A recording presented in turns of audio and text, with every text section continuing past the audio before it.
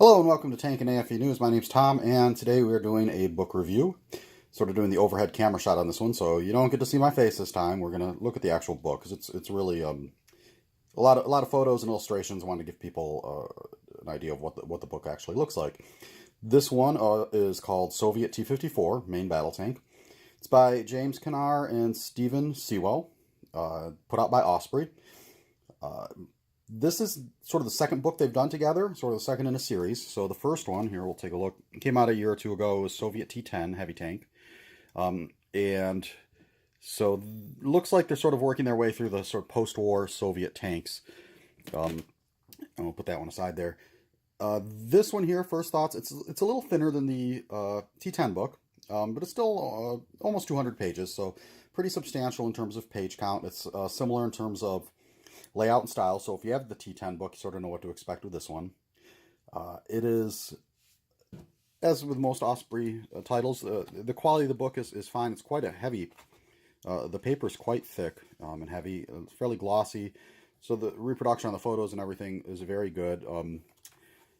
A pretty slick looking product overall.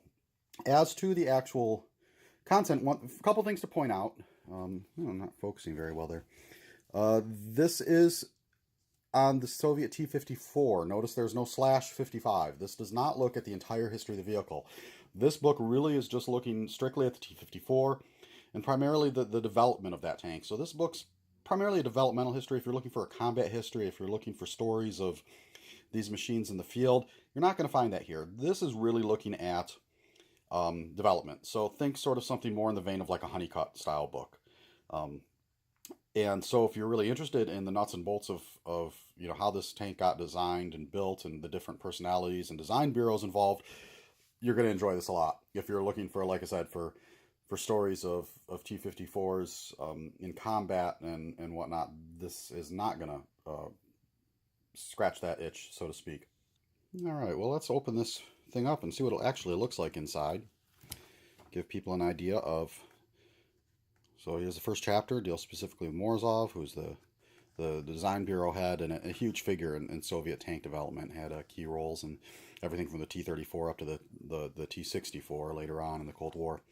And as you can see, quite a bit of text, but lots of pictures as well. And then later here we get into quite a few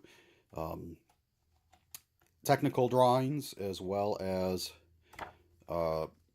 photo montages. So, if you're building a model of an early T-54, these might be very handy. You can see this is from Kubinka. You can tell from the buildings in the background there.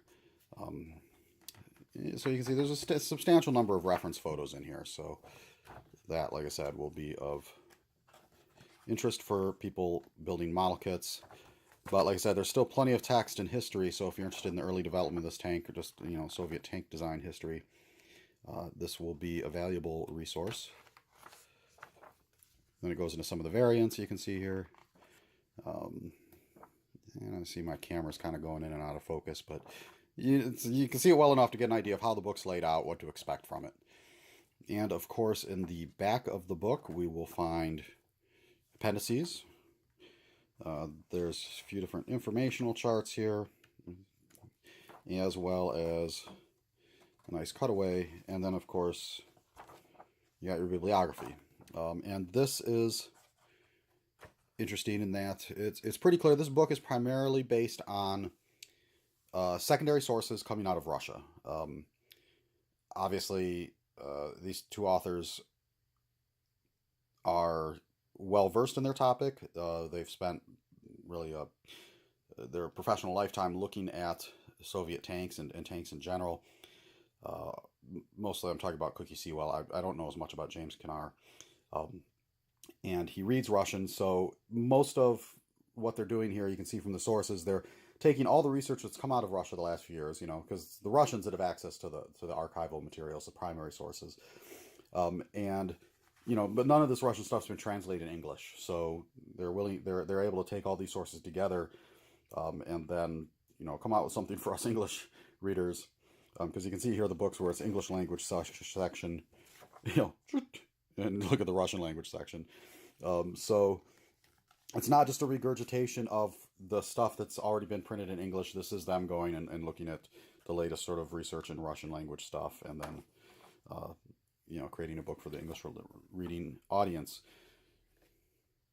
Now, one thing I'm not sure of is I'm not sure where they're going next with this series. If they're going to be doing a T-55 book as well, because I'm sure they could probably do an entire volume on that vehicle. But like I said, I don't know for sure what their next book will be. Hopefully, they will continue to do these. It's by far this is the most in-depth thing published in English on the history of the T-54, particularly on the developmental side. A lot of this information stuff that's not in older books. A lot of this material's really only been available since the end of the Cold War, which at this point still been quite a while now, but sort of takes a while for people to dig through the archives and do the research and figure this stuff out. So if you're interested in post-war Soviet tank development, I really think this is a series worth checking out. You can see I've put the Soviet T-10 book back in the image here, since these are part of a series, and I recommend both books. Prices are, like I said, Osprey stuff's usually reasonably well priced. This isn't off, some of the smaller publishers have to sort of price stuff higher, and they can get a little cost prohibitive. But these books, you can get them on Amazon for, and I know this one was under $20. I got it for, so definitely accessible to the average fan. And it's material more in depth than you're going to find anywhere else in English, at least on the T-54. Or like I said, the T-10, the previous book. I'll plug them both here because I enjoyed both of them. They're both very valuable contributions to my own collection, I think, on this topic.